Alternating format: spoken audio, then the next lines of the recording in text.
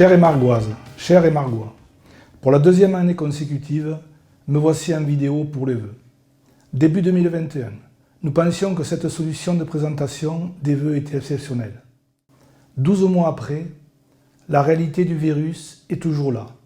Et malgré tous les efforts de prévention, isolement, gestes sanitaires, vaccination, etc., nous devons nous résoudre à la constatation que la situation sanitaire reste fragile. C'est donc avec regret que je dus me résoudre à annuler la traditionnelle cérémonie des vœux, comme d'autres événements importants, tels que le repas de Noël des aînés ou la cérémonie d'accueil des nouveaux arrivants ces derniers mois. Autant de moments incontournables qui nous rassemblent dans la bonne humeur, le dialogue et la convivialité.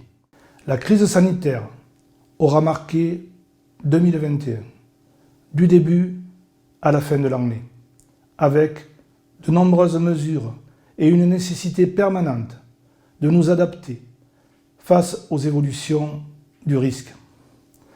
Cette période n'a été facile pour personne.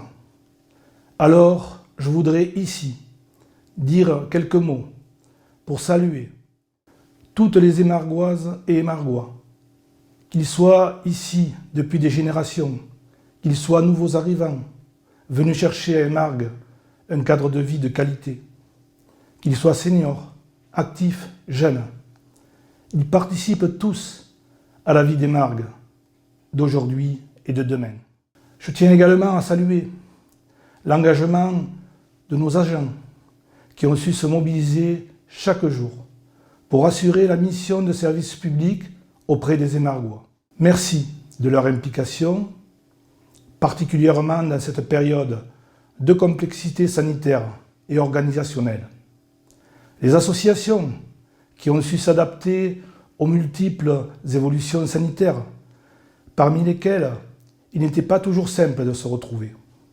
Sans activité associative, c'est tout le lien social, l'accès au sport et à la culture, ainsi que le dynamisme de la commune qui s'appauvrissent.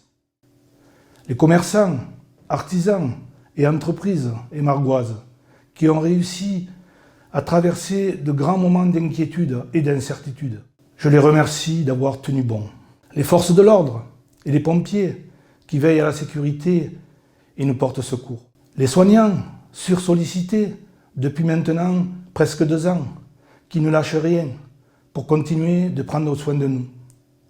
Les élus municipaux qui s'investissent à mes côtés pour votre bien-être et qui ont dû, pour beaucoup d'entre eux, découvrir leur mission d'élus et leurs responsabilités dans un contexte inédit et en mutation permanente. Je salue le travail de l'équipe municipale qui m'entoure et remercie chaque adjoint et conseiller de leur implication. Mes pensées vont également à toutes celles et ceux qui sont dans la peine, la solitude ou la recherche d'un emploi, en souhaitant qu'ils trouvent le chemin de l'espoir et de la sérénité.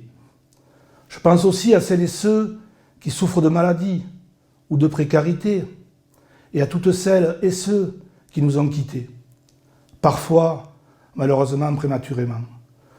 Je renouvelle toutes mes sincères condoléances aux familles dans la douleur. Si les vœux permettent de dresser un bilan de l'année qui vient de s'écouler, ils permettent aussi de porter un regard privilégié sur l'année qui se dessine. À l'entrée de cette nouvelle année, nous comprenons que la crise sanitaire continuera de menacer nos vies et nos activités pour une période encore indéterminée. Aussi, je ne peux que vous recommander de poursuivre vos efforts, de maintenir les gestes barrières, de respecter les mesures sanitaires et de conseiller la vaccination. Au-delà de cette crise sanitaire et des élections présidentielles et législatives à venir, évoquons dans les grandes lignes les projets qui nous porteront au cours de cette nouvelle année. Ces projets ont déjà été abordés ou seront développés dans les journaux municipaux. Alors, brièvement, sans ordre de priorité ni d'importance, je cite l'ouverture de la maison France Service, l'étude pour la réfection de la mairie et la sauvegarde du patrimoine qu'elle représente. Le remplacement de la pelouse du stade par un gazon synthétique. Le réaménagement du boulevard des anciens combattants, dans le but de poursuivre le maillage entamé avec la réfection de l'avenue Charles de Gaulle, du chemin de Saint-Roman et des routes de Lunel et de Vauvert. Et la poursuite du déploiement du système de vidéoprotection.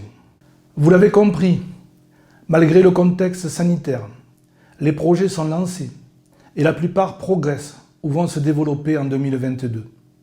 Je finirai mon propos par un mot d'espoir de Robert Baden-Powell. L'optimisme est une forme de courage qui donne confiance aux autres et mène au succès. Alors, soyons optimistes et souhaitons que cette année puisse être celle de la fin de la pandémie qui nous affecte tous. Sur ces mots, je vous présente au nom de la municipalité et à mon nom personnel mes vœux pour 2022. Bonne année et bonne santé à toutes et à tous.